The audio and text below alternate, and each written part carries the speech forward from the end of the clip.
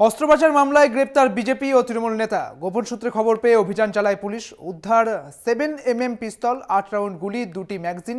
ঘটনায় শাসক বিরোধী চর্চা। মানিকচকে গ্রেপ্তার বিজেপি তৃণমূল নেতা। অস্ত্রপাচারের অভিযোগে গ্রেপ্তার। উদ্ধার 7mm পিস্তল, 8 রাউন্ড গুলি, 2টি ম্যাগাজিন। পুলিশের জালে বিজেপি পরিচালিত নাজিরপুর পঞ্চায়েত প্রধান ও ব্লক যুব তৃণমূল কংগ্রেসের নেতা সহ 6 জন। আগ্নেয়াস্ত্র কেনাবেচা নিয়ে আলোচনা চলছিল মানিকচকের হরিপুর এলাকায়। গোপন সূত্রে খবর পেয়ে অভিযান চালায় পুলিশ বাহিনী। উদ্ধার 7mm পিস্তল, 8 রাউন্ড গুলি, 2টি ম্যাগাজিন, 12,000 টাকা। ধৃতরা হলেন বিজেপি প্রধান দেবাশিস মণ্ডল ও মানিকচক ব্লক যুব তৃণমূলের নেতা শ্রবণ মণ্ডল। এছাড়াও গ্রেপ্তার আরও 4 জন। তারা হলেন সঞ্জীব মণ্ডল, অনন্ত মণ্ডল, জয়ন্ত মণ্ডল ও সুমিত মণ্ডল। বিজেপির মদতে বিহার ঝাড়খণ্ড সীমান্ত থেকে আসা দুষ্কৃতীরা বাংলাকে অশান্ত করার চেষ্টা করছে বলে দাবি তৃণমূলের।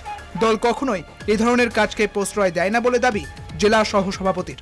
মালদা জেলার একটা সাইড দিয়ে বিহার ঝাড়খণ্ডের পুরো বর্ডার, এবং দেখা যায় ওইসব এলাকাগুলোতে জেলাতে ডাকাতি, সোনার দোকান, হ্যানত্যান, চুরি সব কিছুতে লিপ্ত থাকে এই সেই বিহার ঝাড়খণ্ডের দুষ্কৃতীরা। এবং যেহেতু ভারতীয় জনতা পার্টির ওই এলাকাগুলোতে ভারতীয় জনতা পার্টিরও যারা আমরা অনেকেই আছে যারা তাদের সাথে যোগাযোগ আছে। আজকে যে নাজিরপুরের ঘটনা, সে প্রধান পাশেই তো মানিকচকের পরে গঙ্গা পার হলেই বিহার ঝাড়খণ্ড, তারা এখান থেকে কিন্তু এই বাংলাকে অশান্ত করার জন্য এই কারবারগুলো করে। প্রধানও তাই করেছে, যুব কংগ্রেস এখন অনেকেই ভারতীয় জনতা পার্টির সাথে যুক্ত হয়ে এগুলো কারবার করে। কেউ কেউ আবার তৃণমূলের কথা দেয়।